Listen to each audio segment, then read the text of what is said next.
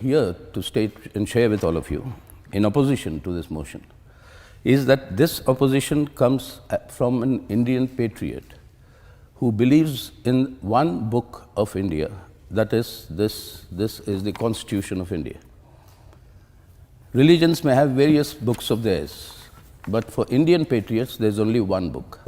And if this is violated, then as a patriot, I stand here to protect this.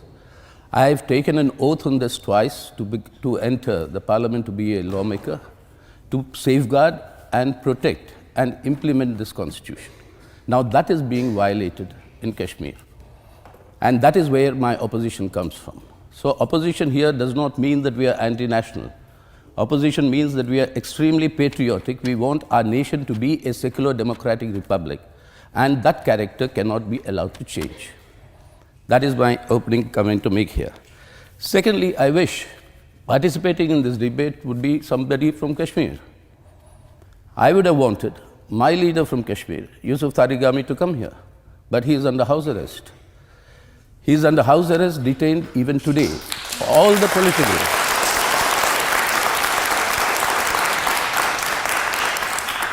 political leaders who fought to be part of India, who have been integral to this constitution, who've taken the oath on this constitution and entered the Indian parliament, they are arrested.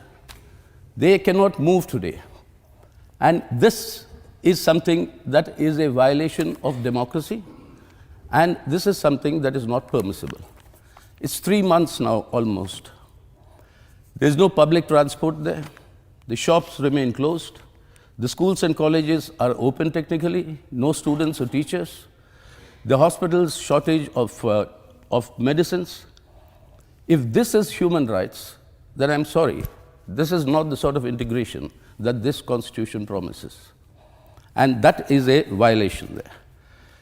And this talk of terrorism, yes, cross-border terrorism has been there since independence. We've all been fighting it. And that is something that is non-negotiable, it's not acceptable, is the enemy of India, terrorism.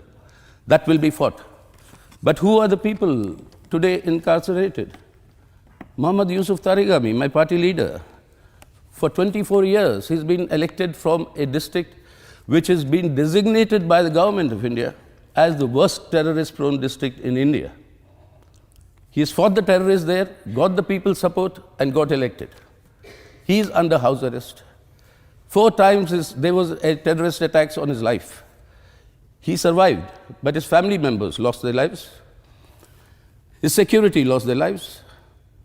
And he's the one, by keeping him under house arrest, you're fighting terrorism. People who are fighting terrorism in Jammu and Kashmir are under arrest. And that gives a free hand for terrorism. And unfortunately, yesterday, you saw the terrorist attack condemned by all of us, where 5 people lost their lives, migrant workers. And this is something that cannot be allowed to continue. Thirdly, what I want to say here is that the special status for Kashmir is product of a historical circumstances.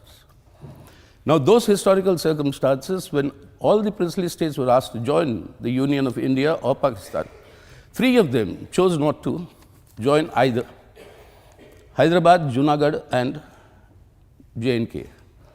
Negotiations were on with all 3, and finally the product of this negotiation was Article 370.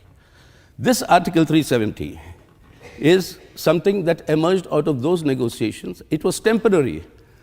It was temporary because it had to be replaced by a permanent article that was to be endorsed by the Constituent Assembly of J&K. And that was unfortunately not allowed to happen all these years, because nobody from the Indian ruling classes and establishment wanted the autonomy of Jammu and Kashmir to be independent of our constitution. So over the years, 370 has been eroded to the extent that 94 of the 97 central subjects for legislation today under the constitution are already applicable in J&K. And therefore, to say that this has been some sort of an independent enclave is absolutely incorrect. And the special status is not only for Jammu and Kashmir. There are 10 articles in Indian Constitution today.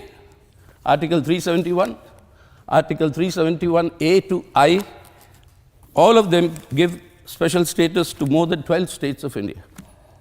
So special status is not something very special only to J&K. And the question of land, people now can buy land in Jammu and Kashmir. Today you can't buy land in Uttarakhand, a BJP ruled state. You can't buy land in Himachal Pradesh, a BJP ruled state. Why? Because of special provisions for that state. You can't buy in the Northeast. Why? Because of special provisions. They contain, and that is what brought about India's unity. Unity among this diversity. And therefore, it is now today not acceptable to say that Jammu and Kashmir's total integration will solve the problem of either terrorism or will solve the problem of development. Already, J&K on every single human development index is higher than the Indian average. So to say J&K would be allowed to develop further, that's good, but it's not that because it was backward. It was already much more advanced than the rest of India. Then, the manner in which this was done. 3 years ago, I was a member of an Indian parliamentary delegation led by the then Union Home Minister to visit Kashmir in the wake of disturbances. We came back and promised to the people of India and Kashmir that we will immediately solve the problem by starting a political process of dialogue, a dialogue with all the stakeholders. For 3 years, nothing has been done. Then one fine morning, you just erase J&K from history. Now that is not acceptable. That is not part of India's democracy. So therefore, I am opposing this motion because Kashmir is an integral part of India. When Kashmir is an integral part, it's not only the physical assets of Kashmir an integral part. It is Kashmiri people who are integral part. If they cannot be emotionally integrated, then you cannot have Kashmir as an integral part of India. Today, instead of being integrated, they have been alienated further. That is going to be a problem that we'll have to face in the future. Therefore, I conclude by saying, I oppose this motion because this is an assault on the Indian Constitution, assault on democracy, assault on secularism, assault on federalism, and this is something for an Indian patriot, it is not acceptable, and therefore I oppose this motion. Thank you.